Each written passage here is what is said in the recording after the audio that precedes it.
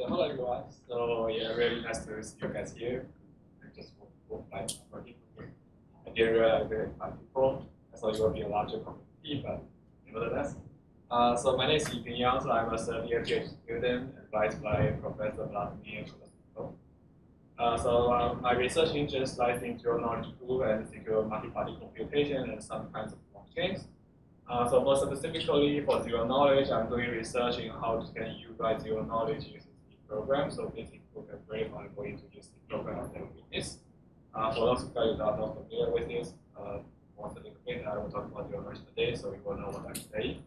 And for the secure multi-party computation, I'm doing research in building standard that kind of systems, also provide you ability to easily write secure function evaluations. For blockchain, I'm working on how you can enable programmability in the layer 2. Okay, so this is the high level my background. So today my plan is to talk to you guys about an introduction about zero knowledge.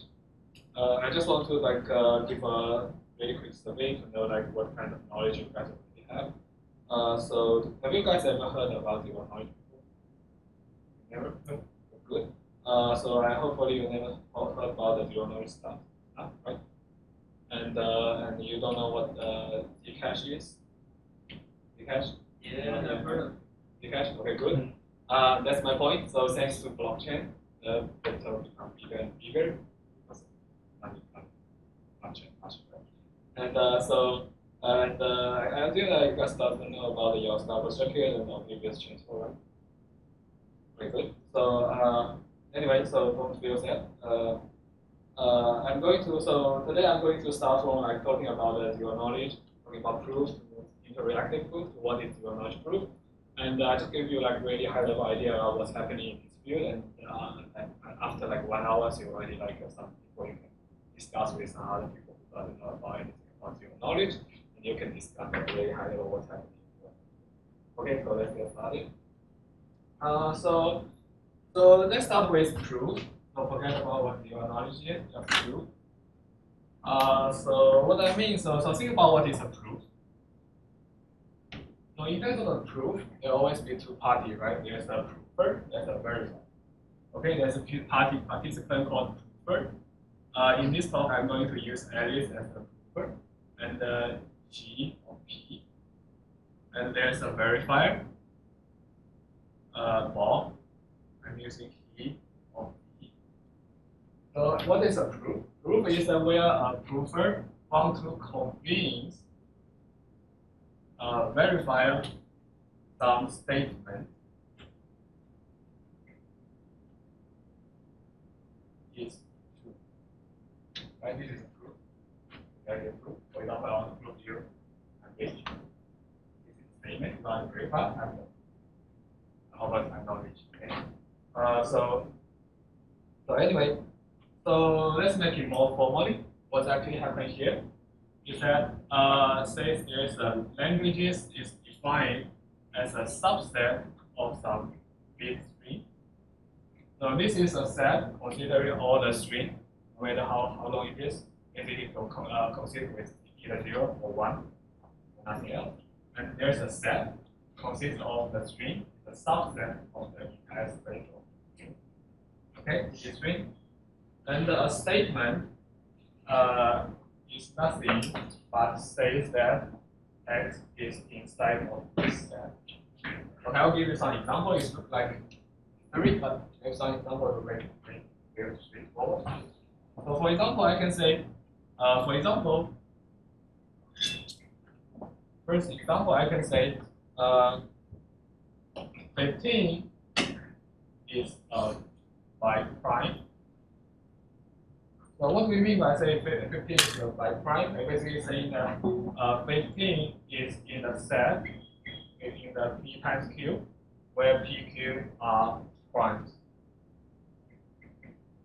Okay, I trying to say that byte prime is defined as some number multiplications of 2 prime. So what is 15 is byte prime. This statement just says that this thing is inside of some set. Okay. So whatever statement is that we predefine a set and some element inside of set. This is a statement. Okay, let's quickly use some more example. For example, a statement can be something like where 2 is irrational. So basically, you can imagine there's a set where it contains all the irrational numbers, and this statement just say that where 2 is inside of this set. Okay, by the way, everyone here knows how to prove this one is irrational. I'll try. Okay, quickly. It's just some quick things. It's not related to today's talk.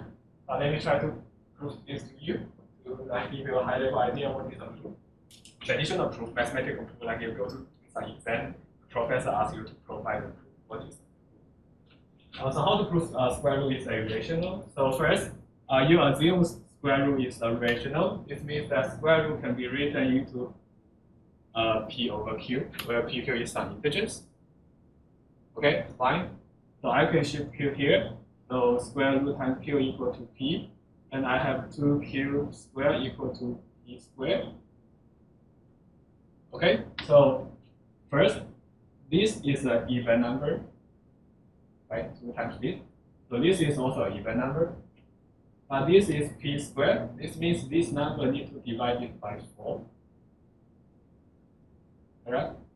Think about I factorize this to 2 to the power of k.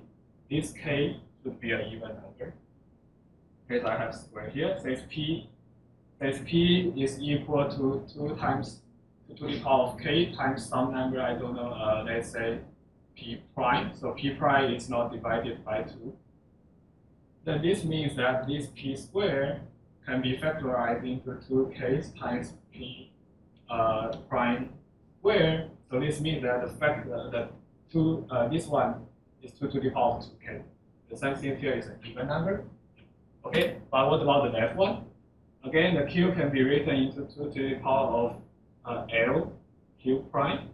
So q squared can be written into 2 to the power of 2L q prime squared. So 2 times q squared can be written 2 to the power of 2L plus 1. So this is an odd. There's a contradiction here, obviously. The left one has the odd, the right one has the even. It's not possible. So this means that square root 2 cannot be written into this form. So it's a irrational number. Okay. It's just a warm up to see what actually traditional proofs look like. So you can imagine a traditional proof.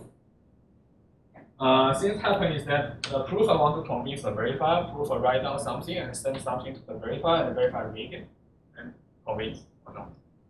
Okay, that's not communication the proof and the verifier anymore. So remember this right now. I will talk about it very soon. So let me give you more example. 3. For example, I'm going to say phi is in the language of set. So phi is a Boolean function. So for example, phi can be written into A and not B. So each A and B is just 1 bit, 0, 0 or 1. So I can assign A to 1, B to 0, so phi will become 1. So this means that this Boolean formula can be satisfied. Okay. Feel free to ask any questions. Okay. So this is a statement. Okay, and I can define another thing. I say phi is not in set.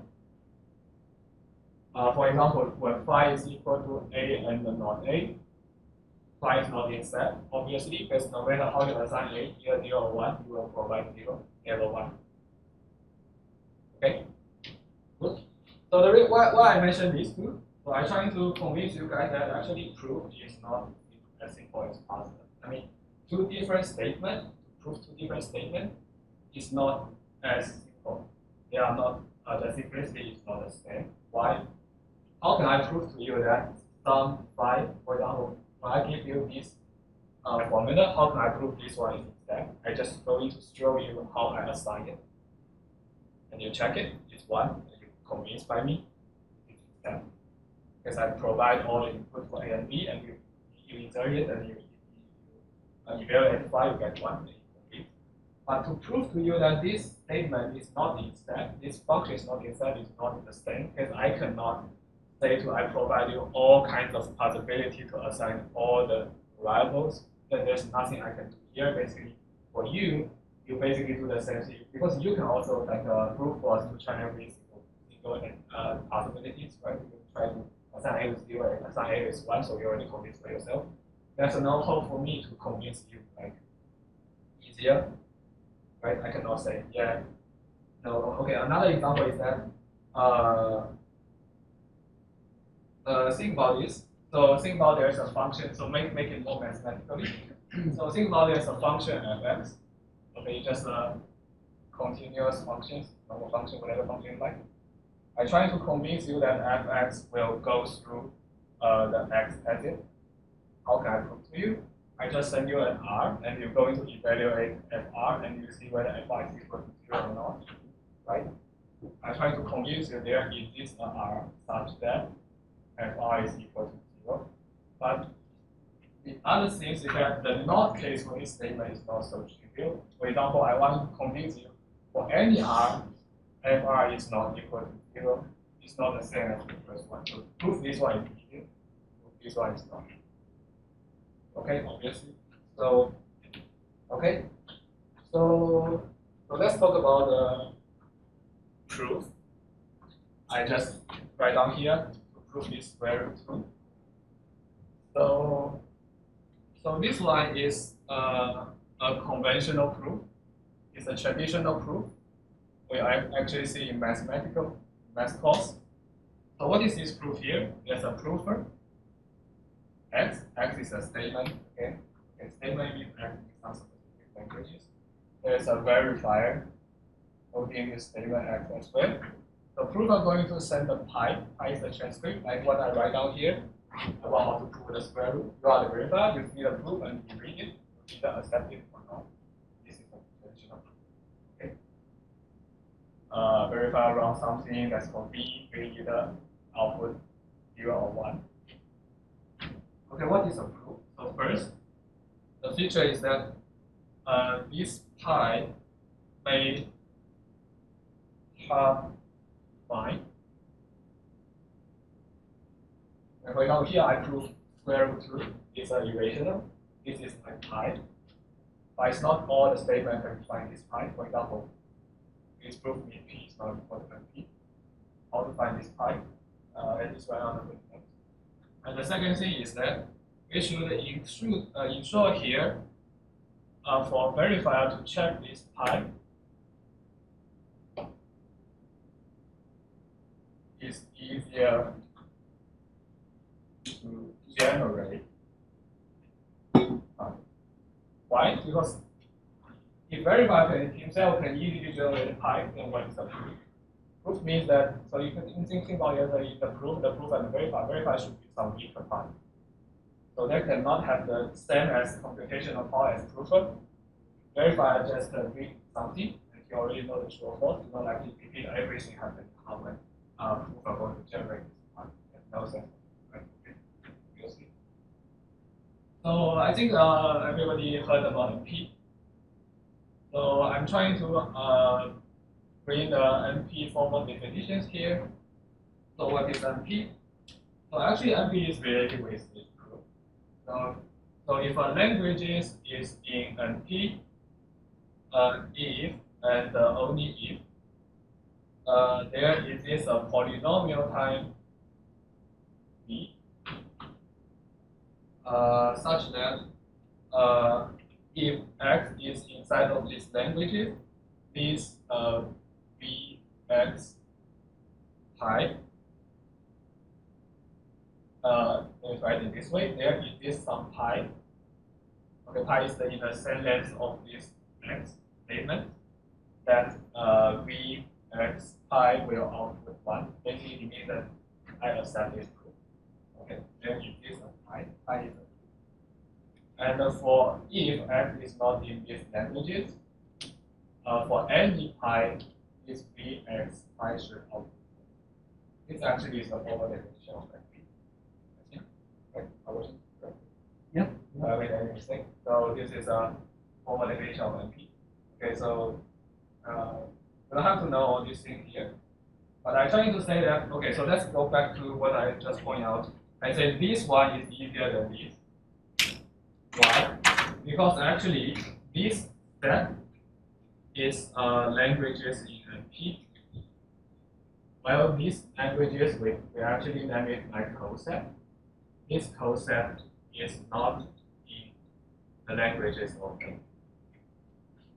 Okay, so the formally saying is that the traditional proof, like a mathematical proof, can handle something in NP easily, but may not be able to handle something not in NP easily. Okay, so how can we solve it?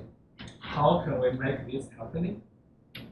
So in like I think it's 1985 by Vitali and Goldwasser. Let me.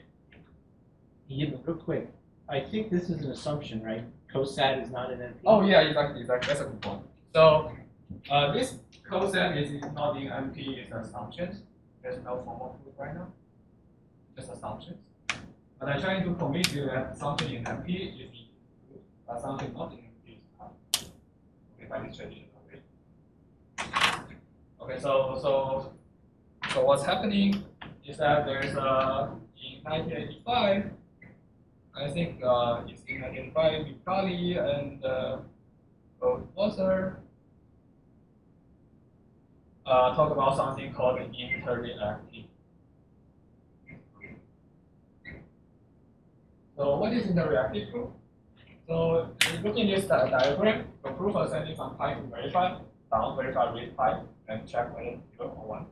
So interreactive proof means that proof and verify can talk with each other. Proof can send something, verify can query something, proof can answer the query. So it turns out that in this way, a proof system will be constructed. Okay, so why? So let's think about this question. What is actually an interreactive proof? Let me give you a very simple example. There's right now proofer Alice holding two cards. Okay, the cards have a back and forth, right? It's either white or black, but their back is exactly the same. Okay, so Alice holding two cards. So again, the back is the same. So the Alice say, yeah, I'm holding two cards. It's both white.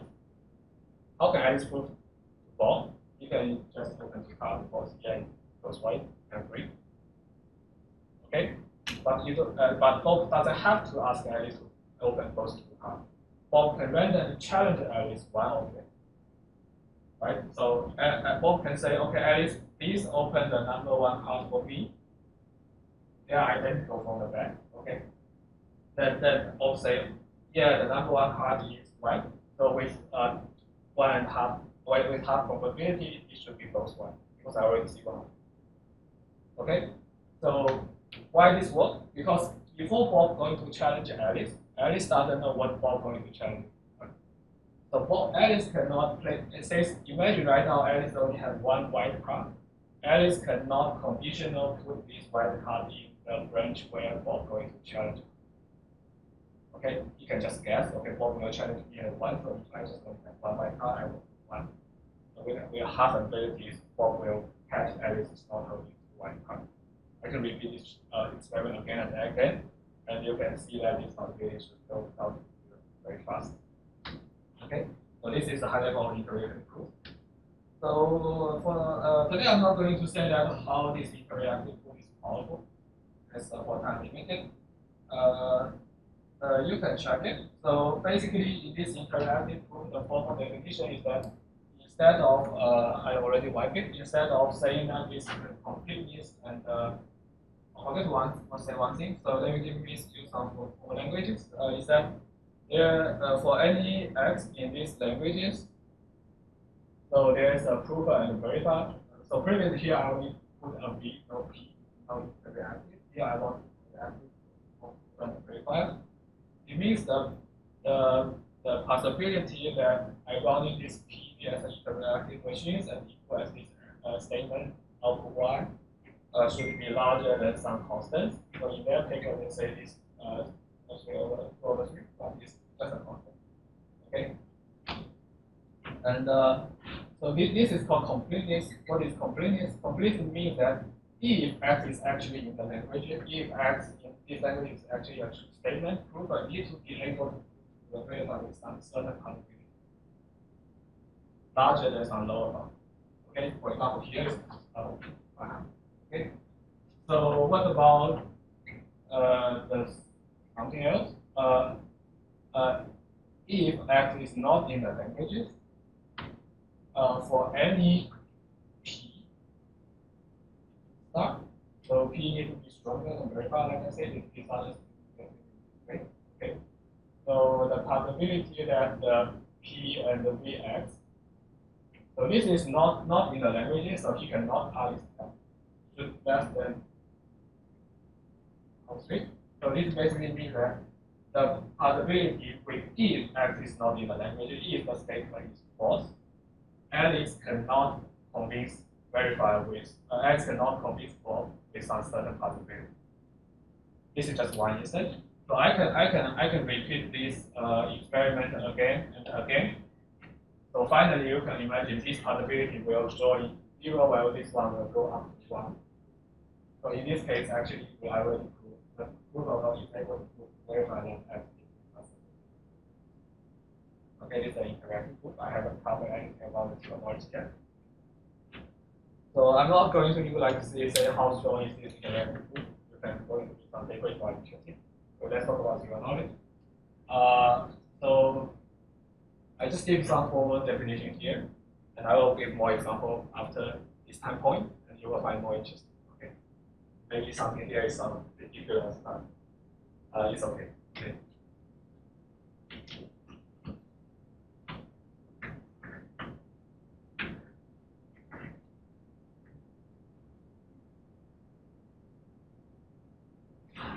So let's talk about the zero knowledge. So, okay, so for example, again, we have a function fx. The statement says if fx is goes through the x exit, means that it is an R such that fr is equal to 0. You are the verifier, I'm the prover. Okay, how can I prove to you? I'm going to send you R. Right? You compute, you find it's 0. So what I say statement as fx goes through x exit works. You already trust this statement. Right? This one. But I give you more information. Right? In this proof, I just want to convince you that fx goes through x exit. I don't have to show this R to you. This one provides you more knowledge. Right? Because you not only know fx goes through x exit, you also know like where fx is going to go. So the question here is that can I prove to you in a manner called zero knowledge such that you only learn that fx goes through x exit, but never know like what R is? Okay, it sounds like magic, but let me write it down formally. So what is a zero knowledge proof? Zero knowledge proof first, it is an interactive proof where the verifier learns the statement X is in these languages and nothing else. Okay, let's talk about this nothing else here. So in a proof, I want to prove you a statement is X in L. Finally, you only learn X in L. You never know what X is. You never know what like weight is. I will cover what weight is later. Okay. So first, why this is important? So let me give you some use case scenario. So first, think about a really interesting topic about bug bounty. So this is not a really good example, but I like this one because I work on it. Okay, so what is bug bounty? So say right now Facebook. Okay, let's not Facebook. Google have a program. You found a bug. Okay, so and you want to pay. You send an email to Google and say, hey Google, I found a bug in your program. Please give me some bounty. Okay, because I found a bug. I will show you the bug. But there's a scenario, right? There's a chicken and egg problem. Is that you're going to review your bug first, or you're going to pay to you first? Okay. As a programmer, you don't want to leak your bug because once you leak a bug, you're going to fix it and run away. There's no proof for you to react that you find the bug, right? If Google pay to you, Google not happy because once Google pay to you, yeah, you run away. You don't need to reveal your money, right? Decentralized. Okay. So you can use zero knowledge proof. You can generate a zero knowledge proof to the Google to show that their program can actually hit some specific state, which is a bug. So at that time, the Google already know, yeah, you find a bug. I never know like what kind of bug it is. Then he pay you reveal the bug. Okay, something like that. Okay. So another thing you can do is like the identity trap.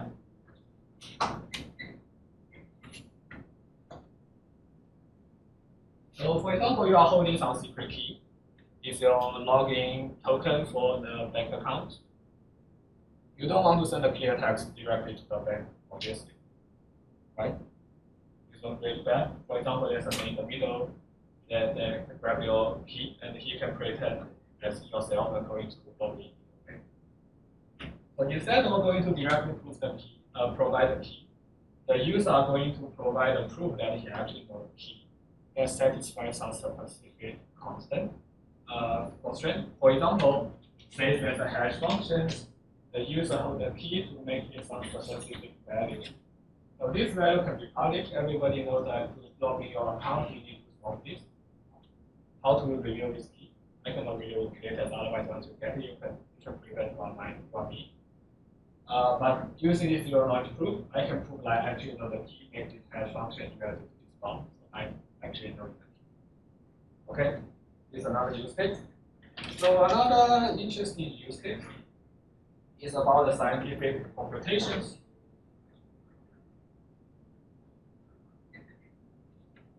So for example, right now, your professor holding the grades for the entire class. Yeah, and your parents want to know like what is the average. You're going to call to the professor provide the number, and why the parents need the professor actually do some computations on that database. Right, so the professor can provide a proof that he actually do on average, just get the average on that specific database. Your parents can say, yeah, actually the professor actually does the computation.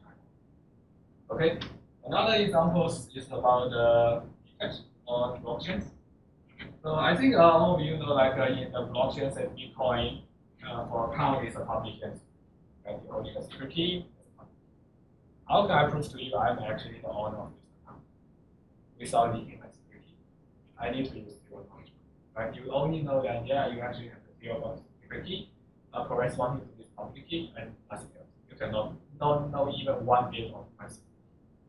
One. Okay. So this is usage. So next, let's talk about how this is possible. Okay, it sounds like black magic because it's not like intuitive. I say, yeah, I want to prove to you, and I'm not revealing anything, and you already give me that, yeah, you are actually knowing something, and nothing else. So next, let's talk about how it is possible.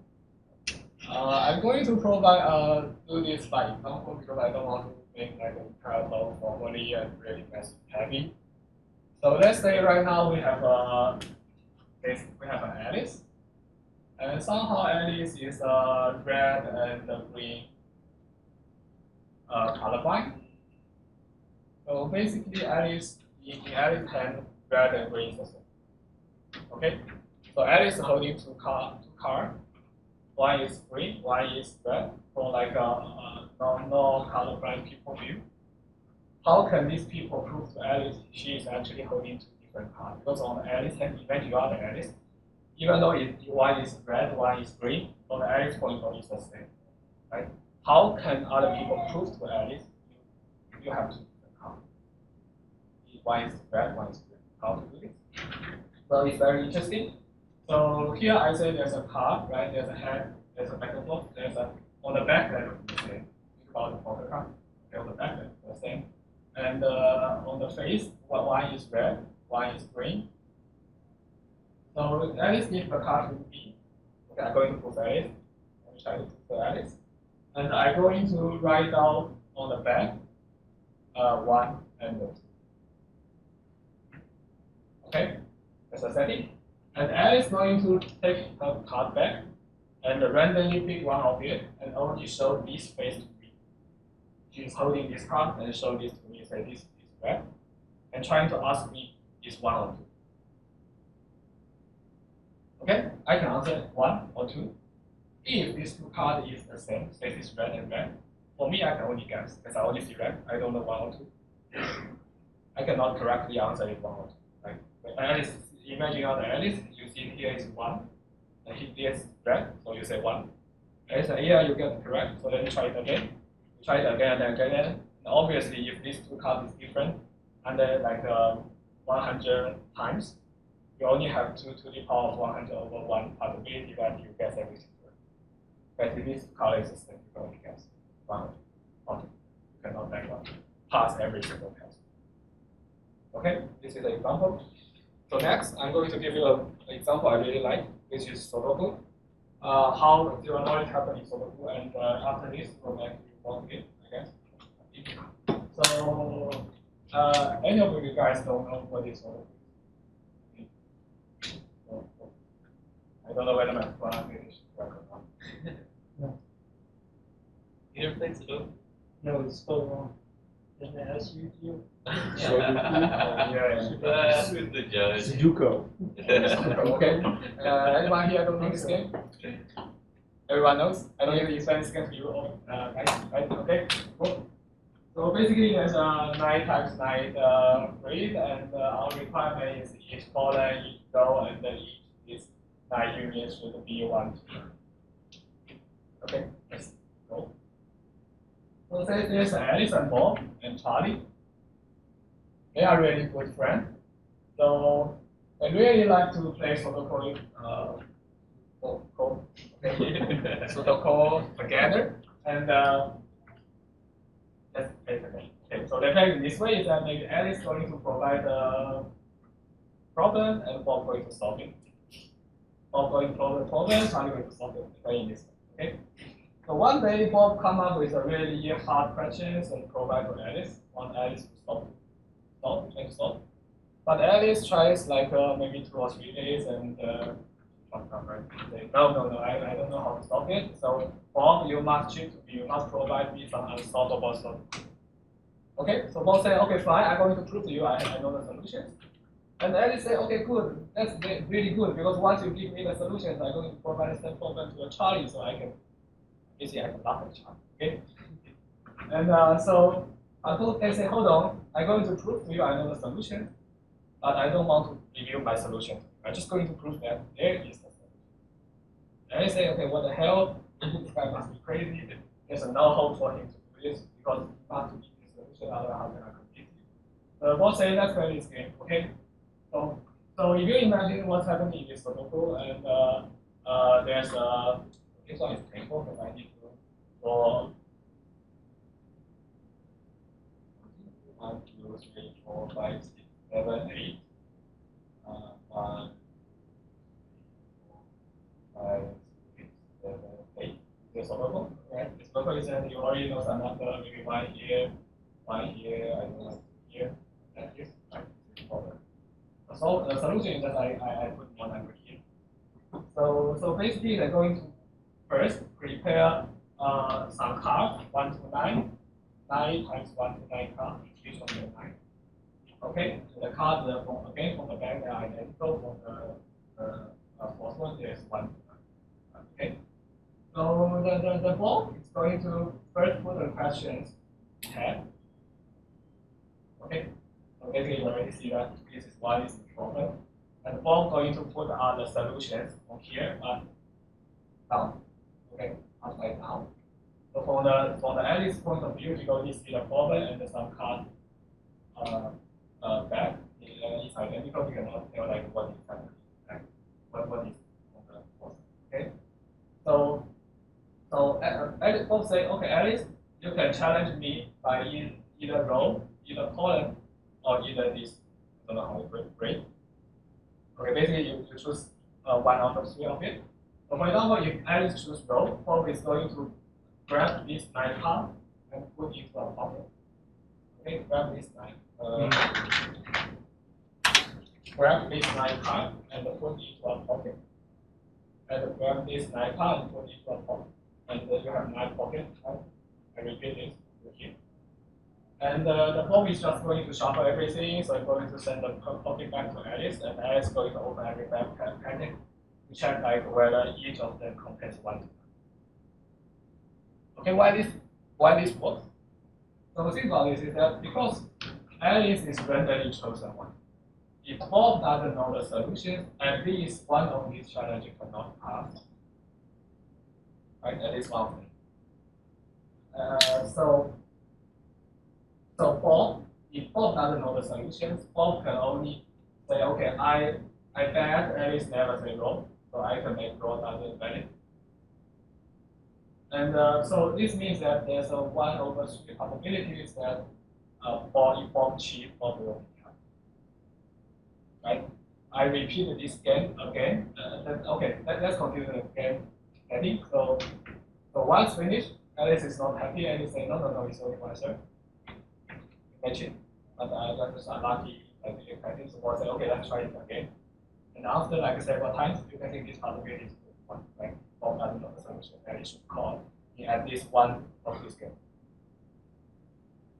Okay, good. How is this zero knowledge though?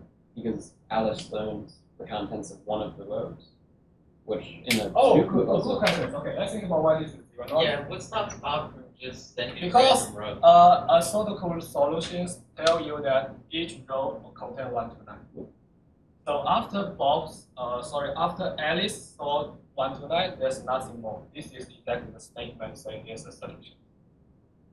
Yes, but Alice learns, okay, this is 1 full row of this Sudoku, which She just know that. So first, if there's a solution. Okay, well, what do we mean by there's a solution? It means that I have an assignment that each row, each column, and each grade is 1 to 9. So by learning this, you didn't provide more information to Alice, rather than that there is a solution. but I learned the ordering of 1 through 9 and 1 Oh, of you need these to rows. shuffle it. You need to shuffle it. You put it in the packet. You Oh, put it in the you- bag, you- and you just shuffle it. But do you shuffle the rows, or do you shuffle the orderings of the rows? Oh, it's and not the- ordering. You can think about like there's a 9 card in one bag, right? I just randomly. Yeah, these are the 9 rows, right? Yeah, one container per row. You only continue 9 cards. The order it doesn't include any information. Because I shuffle it. Are you shuffling the set of 9 rows, or are you shuffling the Oh, shuffle individual 9 rows? pocket, right? I have 9 bags. Each bag has 9 cards, Okay. and I just going to provide you the bag. And this card is an individual tile.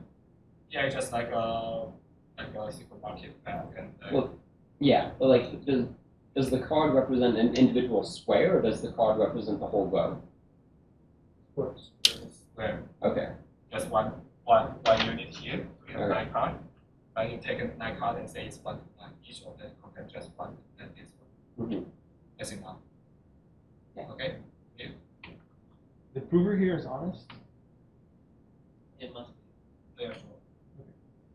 Okay, and so let's continue. So let's continue. So yeah, after Alice know about this really tricky kind of proving strategies, Alice said, cool, this is really cool. We should go like a YouTube streamer. We should become streamer, just like Twitch. We're just streaming for solving this puzzle. So basically, the people who watching the streamer is going to provide the puzzles, and Alice is going to solve it, and Bob is going to do this trick, this proof. Okay, Bob is like an audience. They say, okay, Alice, please give me row, please give me column, please give me grade. They become popular. Everybody likes to get it. I don't know why, but it got become popular. People are going to send present. Okay, but one day there's a really hard puzzle.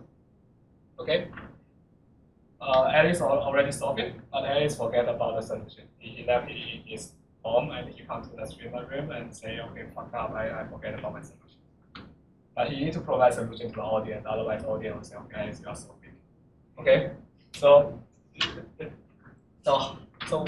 but the stream is already on. I mean, it's all about to on. So there's no enough time for Alice to resolve all the puzzle again. So Alice says, okay, hold on, or we can cheat. How can we cheat? Or please tell me what you're going to change in advance. Right? I say, okay, we can cheat, or because we want to get money, okay, the audience, stupid, so get money. So Bob say, Alice say, Bob, you tell me what you're going to challenge me. So we say, okay, yeah, I'm going to challenge your raw, column, green, raw, whatever stuff. And in that case, if Alice doesn't know the solutions, Alice can provide a good proof. Right? This means that this proof only works for Alice to prove Bob. If you are the audience for this streamer, if you believe this proof, it basically means that you believe Bob. You believe Bob actually provides some randomness Alice never know in advance. Okay? So after this streaming happening, Alice and Bob feel like, yeah, this is really great. We can get a lot of money. So he talked to Charlie this kind of trick, and okay, Bob can in advance tell what he's going to challenges. And Charlie become really angry because Charlie is a really nice guy. He said, no, you guys cannot do it. I must come up with a better way to do it. Okay, so how to do this? Charlie is going to invent a machine. Okay, this machine is just going to check these protocol solutions. So these machines include a random challenges by Charlie himself. Okay, you say that, okay, first challenge, I need to challenge row, second challenge is going to column, third is challenge grid, I don't know, whatever this is, just a tape. Okay, what is a tape? So Charlie provides this tape and put this machine inside of Alice and Bob home. So once Alice solved, he just put in his machines, the machine will read it from here and try to see whether they are the same. Okay, clear? So in this case, Charlie already provided machines put in the Alice and Bob home because this randomness is coming from Charlie himself, so Charlie basically agreed. There's no way for Alice to know in advance. Okay. So the Alice and Bob become jealous. He said, okay, Bob, Charlie, yeah, this is a great machine, but you can only prove to you. We need a machine that all three can play. Basically, this machine works for three. You can use this machine to prove Alice to Bob, and use this machine to prove Alice to Charlie, and use this machine to Bob to Charlie, and Charlie to Alice, Charlie to Bob. Okay, how can we do this? So think about rather than we have a tape, we have like a button. So there's a button here. There's a row, there's a grid, there's a column, and I repeat this one more time. So basically, there's a like a arrow point to row instead of the first challenge is row. Okay, so how can I do this? So basically, Alice going to close its eye and going to randomly input a number. Say that you're going to shift this arrow in some way. Okay, Alice say my randomness is x, y, z. Say right now for simplicity, I just want to change this 3 times. Okay, and Bob say x a, x b, and x b. Sorry. X A Y and Z A and X B Y B and Z B. This is all randomness, and this is Charlie's randomness. And these machines will use the true randomness as X A plus X B plus X C, Y A plus Y B plus Y C, Z A plus. Okay, what does this actually mean? For example, Alice said the first challenge I want to use 0. Bob said I want to put 1. Maybe give you a more concrete examples. Charlie said, okay, I want to put 1. So this 0 plus 1 plus 1 will be 2. So the first challenge will be column. Okay, we need pause 3. Obviously, we have a for here. The pause 3 is still 2. Column. Okay, why this is important? Because if I do this, Charlie so Alice can collude with Bob. Alice can know XA, Bob know XB, but there's no way for them to know XB. So there's no way for them to in advance know this challenge randomly. Okay, this is called secret share. Basically, a secret share this is about 3 parties. If one of them is honestly, there's no people can know this, right? The people knowing this basically they need to collude together. that Alice, Bob, and Charlie need to play with each other. So Alice is like this, it's like this, it's like this, right? So this. So right now this thing is wrong information. Okay, it's not seen by anyone else. Okay. So this is actually called trusted setup in Zcash. You read what's happening. So this actually happened like the ceremony. I don't know whether you guys know. They actually play something like this. Basically, each participant going to put some randomness. In person, they actually had a streamer. You can watch some guy go inside do something. Okay. And this one means that actually, if you think about this as three entities, if you trust one of it, you trust the entire system. Because you trust, for example, you trust Charlie, you may say that Charlie never revealed his XC. So nobody of us will know XC plus XC. So these machines protocol. Okay, this is called trusted setup. So nevertheless, so I already showed you how this works by two examples. But we should back to some formalizations now. Okay. Okay, so let's talk about this. What is this? So I already write this.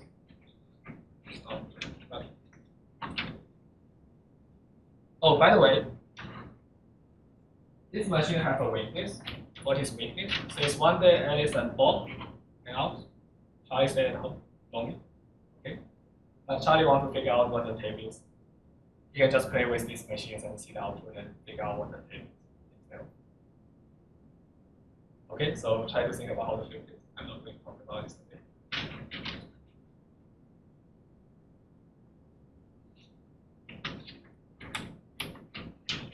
Okay, so let's talk about it. So I already convinced you zero knowledge proof is possible. Like I can do this exactly in zero knowledge way, but the thing about what happened actually, I somehow invent some idea about possibilities or like different. I mean, I have some possibility to cheat, but as long as the cheating possibility is very low, I'm good. Okay, so zero knowledge proof is an interactive proof system about proof of the proof with style, the statement active in the languages, and again, nothing else. So let's talk about this nothing else. Okay, so nothing else is a really interesting thing. Okay, what actually mean formally? What is nothing else? So this actually is a really good question in crypto world. For example, like you can imagine I have a scheme. Attacker going to attack this scheme. How can I prove that this scheme is secure? Because there's like a bunch of different crazy attackers. You may attack this, attack that. Right? How can I prove to you that this is secure? I can prove that, for example, I can say, okay, this card is very secure in the sunny day. But I can never say that this card is. How can I prove to you this card is secure under all conditions? Like it's a part of this condition, that condition. How to prove this formally is actually I think it's actually some interesting. This is the core research field in crypto, in my point. Okay, so let's actually talk about this nothing else. What is nothing else? I will give you another example here. So since Alice then going to ask Alice, how was your school? Okay, Alice, how was your school today?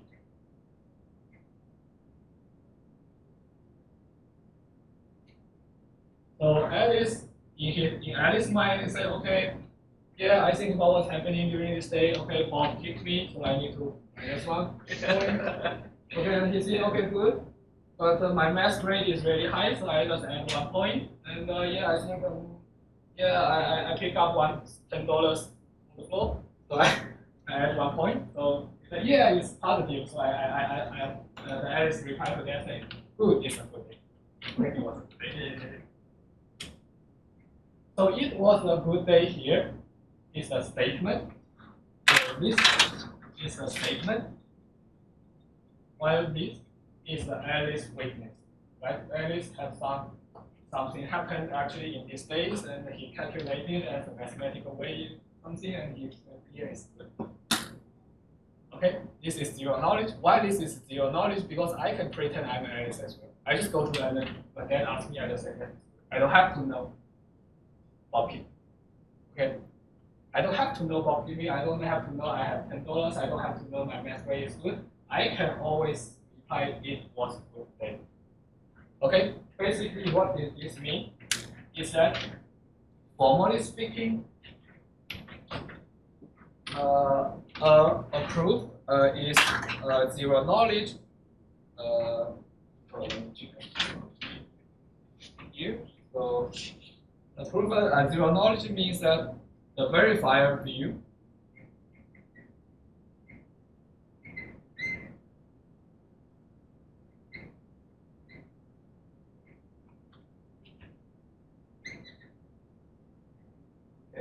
is computational indistinguishable from stimulator only provider. What does this mean?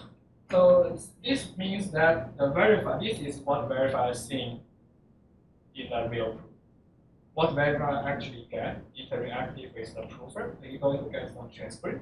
You see some information and he said, yeah, this is the information I get. Based on the information I get, I trusted this statement. Okay? This one is integrated between this. This means that there are some players, you only know the fact, you know nothing about the statement, you know nothing about the witness, you know nothing about Alice is kicked by ball, but he can also stimulate the send transcript. The transcript here from the pop-up is get is the verified, Alice is the prover. Verify just see that it was a good day. Okay, and the simulator, knowing that it was a good day, can always output the same transcript if it was a good day. It doesn't have to know all the things happening here. This is a formal definition. You don't have to know the details now. But if you are interested, you can read some paper provided by simulator paper. That was like Yeah. How to simulate it. Yeah, how to simulate it. It's a paper called How to Simulate It. You can read it, and you can see more information here. How to do this here formally. So, we have 5 minutes left. Let me talk about one thing. I think this one is important. Let's talk about the knowledge extractor. So this idea, I think is really important for people.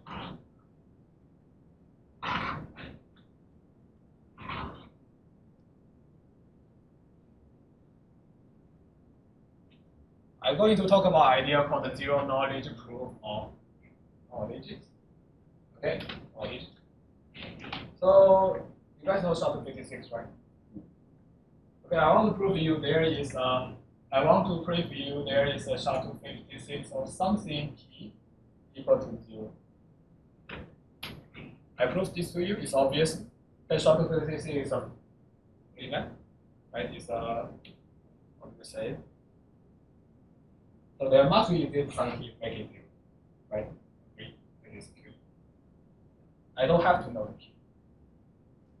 So, I want to say this is subjective, so there must be a 0.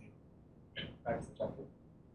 And zero knowledge proof of knowledge means that the proofer wants to convince the verifier he knows something, he actually knows something. It's not something like fake. Okay, it's not something fake. So, for example, in the zero knowledge proof, I can just say, yeah, SHA-256 is subjective. True. But in the zero knowledge proof of knowledge, I need to prove that I actually know this key. Okay? So it's key. So how can you do this? Is using some technical extractor. So at a high level, you can imagine the extractor means that he can interact with prover, but in a universal parallel space. That means that he can interact with the prover. And once he gets something, he can say, prover, hold on, forget what I actually asked you and forget everything you have. Let me quote you again.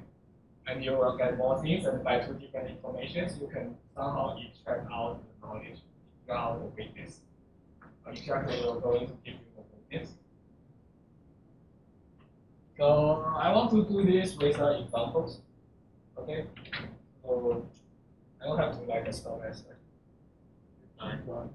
make sure let's finish this. I'm going to talk about sigma protocol or shoe protocol. I know I already know this protocol. Okay, so this protocol gives you ability to put your knowledge proof of knowledge for the discrete law. Anyone here know discrete law? Or anyone doesn't know? You can review it. Yeah, let's review it. What is discrete law? So discrete law says that there is a group generated by generator G. I will make a concrete example soon. And so basically this means that this is a set consisting of G to the power of 1, G to the power of 2, or G to the power of something that's called O, and nothing else. So basically you're going to element when operations mean that G to the power X times G by Y or X plus Y.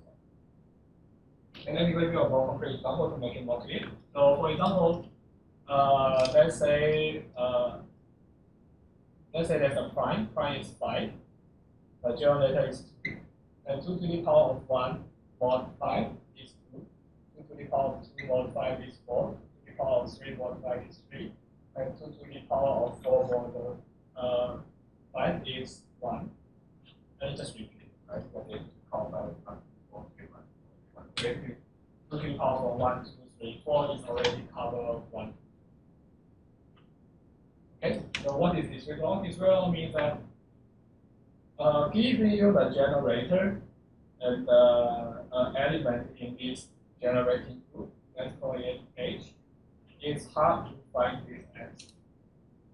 It's hard. What is hard? So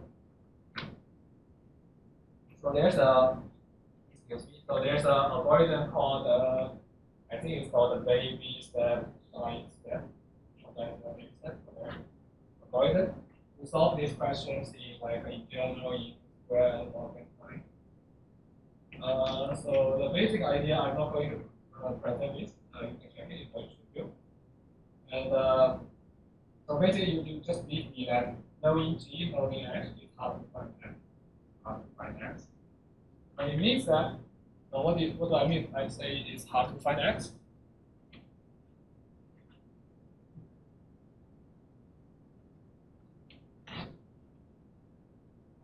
How to find X here means that there's a prover, there's a verifier. Okay, they already agreed on the generator of the group G. The verifier, and they already knows there is an H. H is G to the power of star X. The verifier only knows G and H, while the prover knows G, H, and X. Okay, prover want to convince verifier he knows X, but she knows X. How do we do this? This is a really famous protocol called schema protocol. Let me present this. After this, we're done. So first, proof are going to randomly generate pick a randomness. This is random.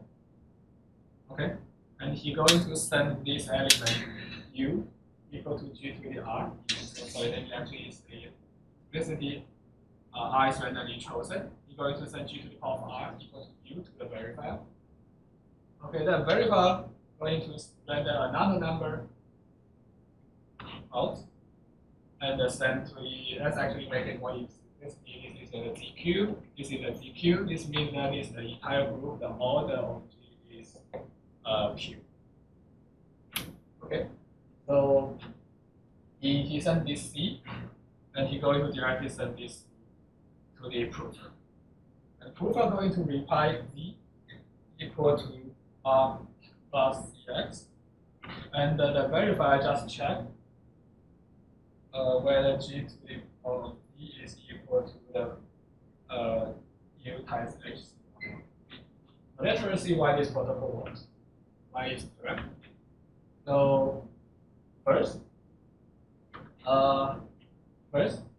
what is G to the power of V? G to the power of V is G to the power of R plus Cx, is G to the power of R times G to the power of X to the power of C.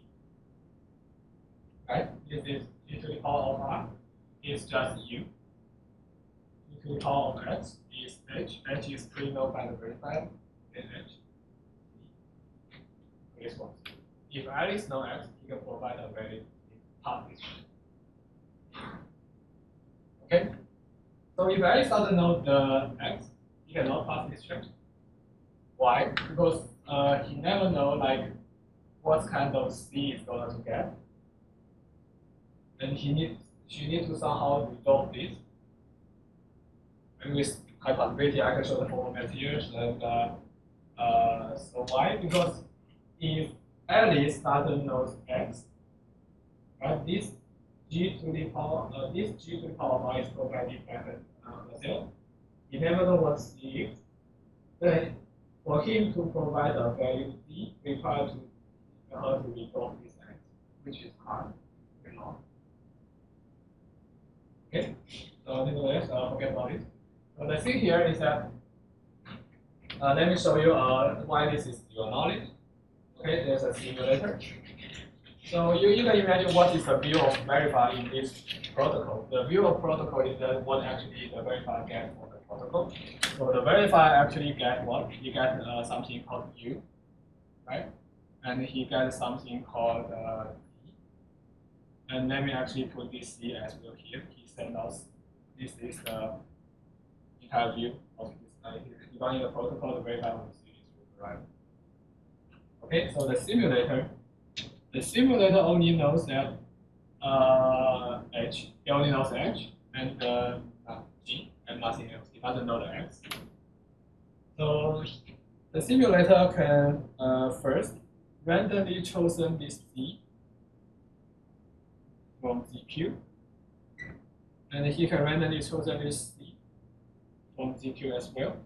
And he's going to say, yeah, U is equal to G to the power of Z divided by H power of C. You can check if this one is also can pass the test, obviously, right? Because here, G to the power of Z is equal to U times H power of C. You can cancel this out, right? And these two is in computation indistinguishable. What I mean is that as a verifier, you can again verifier say, okay, provide me either a truth proof or either a simulation proof. You cannot tell them apart. Basically, then the possibility to have this is actually a possibility here. It's also the 1 over the times of Q prime. So this is actually this is all needs verifier proof. Because the proof, the simulator I write down here requires the verifier actually randomly chosen the C. Otherwise, it cannot be computed indistinguishable. But actually, the all this verified DK, if you think about this, it doesn't make sense. What is our guys to verify the DK? All this verified DK just means that all verified everything 2% or 2%. Yeah, I know X. No, this is okay. Okay. Anyway, so this is the basic block. How to make this from all this verified DK is actually very simple. I don't have time to talk about it. I can look at some material and show you. Okay, then the last things I'm going to talk about is knowledge. What is this extractor like? So extractor means that the verifier. So imagine if extractor is going to communicate with prover, but he is powerful than prover in the sense that he can rewind. He can like record and replay. Okay. So extractor going to communicate with prover. Prover sending here and U. He's going to provide a C and get it. Right? It's a protocol extractor as put his feet in the verified shoes and do it. And the extractor can do one thing, says, hold on, let's start from this point. I provide you a different C prime, and you will give me a different C prime. Okay, well, the extractor can do this kind of thing. So if you are going to solve U, C, and Z, which is a valid transcript, and the U, C prime, E prime, which is another valid transcript. And he's going to learn this X. The math here is that X will equal to the C minus C prime divided by C minus C prime. You can check it. X is C can be equal to. So this is the extractor. So you might start to think, why extractor, why verifier cannot then why because the indicator of the verifier never works. But the extractor told me that there's an extractor can work. It's contradiction. Right? It's not intuitive. But the things I want to mention here is that the extractor is more powerful in the sense that he can rewind. He can somehow play several instances. He can, because the extractor, you can think what happened is that the extractor is going to hold this proof algorithm on his hand. He can play with it again and again and again, and by record and replay it again and again and again. So he can get more transcript. While in the real proof, prover and verifier is two different entities. So the verifier can only get one transcript for the proof. So the verifier, there's no way for verifier to do this with one. Okay, it's something related to for distract. I think this actually was really fast. I prepared a lot of more topics, but unfortunately we are not going to cover this today. So thank you guys. Question on the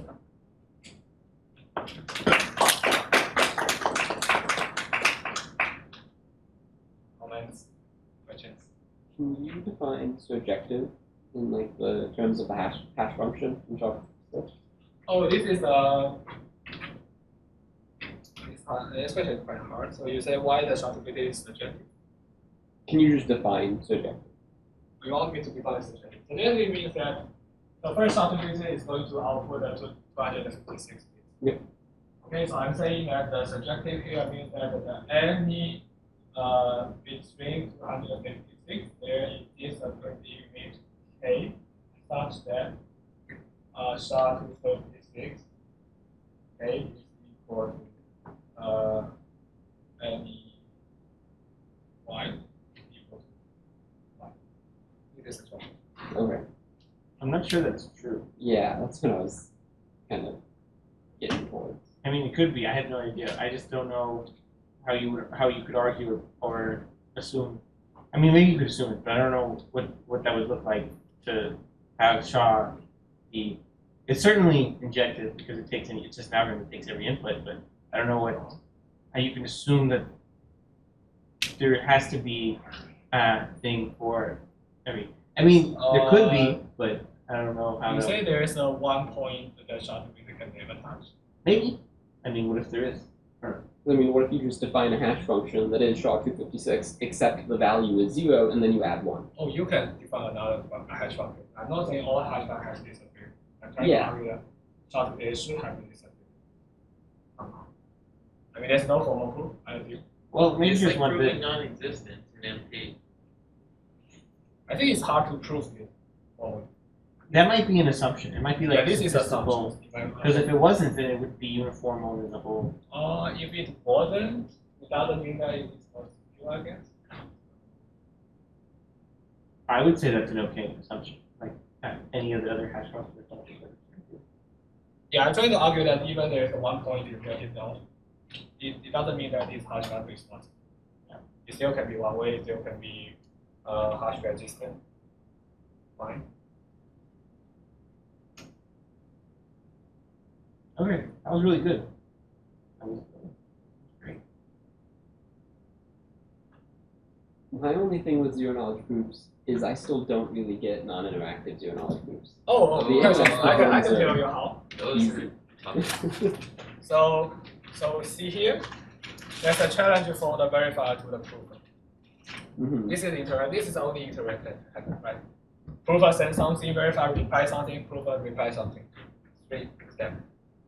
So I can say this challenge is based on some random oracle of the year. In that case, the prover doesn't require the verifier to send C anymore. You can locally generate. For example, I can say this C is equal to SHA-256 of This U. is yeah, similar. Yeah, this is fiat summary. That's right.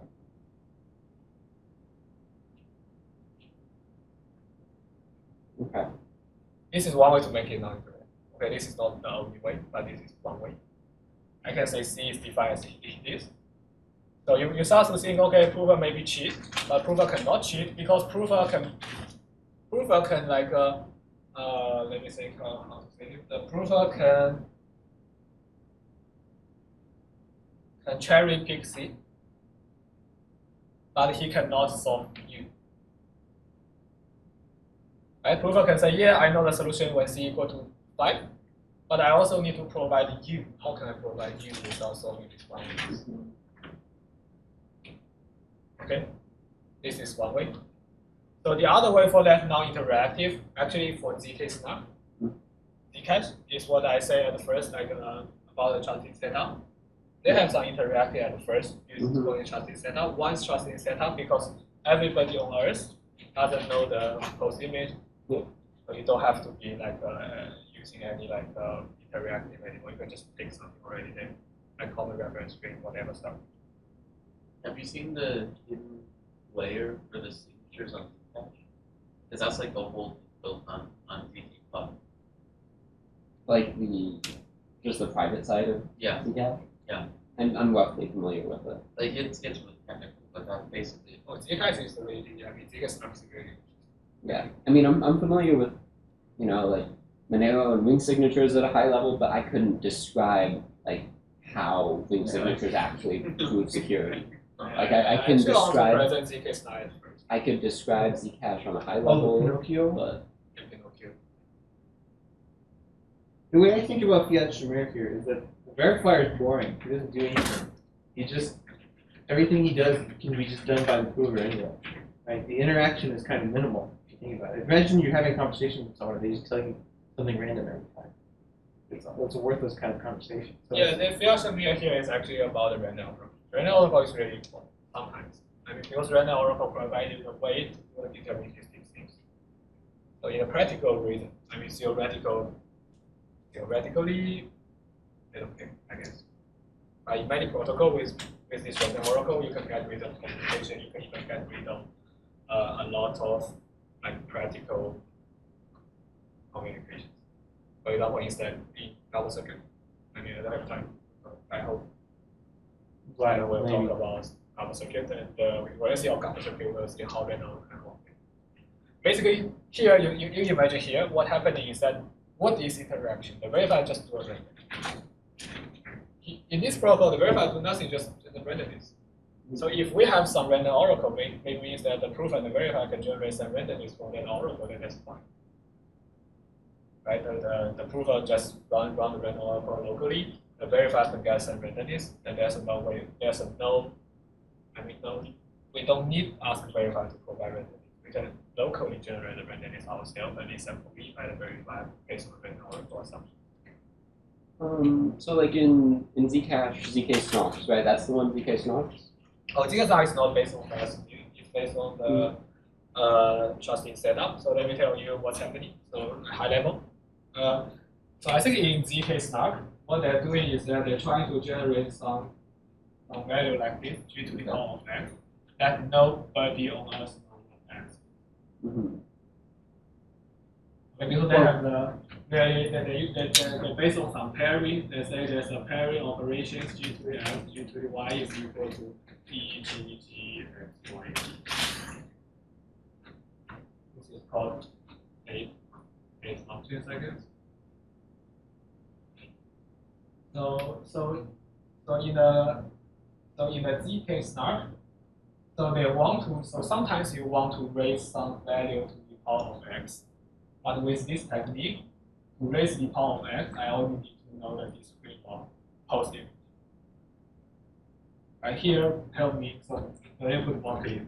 If I raise y here, this action help me to raise these things to the power of x with something else. I don't have to know x, I can do that. ZK snark is not based on file Shamir, and ZK start is based on file Shamir, I guess. So this one I not complete, but you can check it. I think ZK start is based on start. This one is some paper by Dumpone. That's kind of stuff they talk about.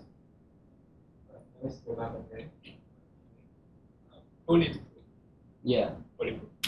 Yeah, I think bulletproof is based on. But I need to double check. The traditional Pinocchio protocol is not based on Shamir, it's based on the trusting setup. So actually this line of work on how to get rid of this trusting setup somehow is annoying. That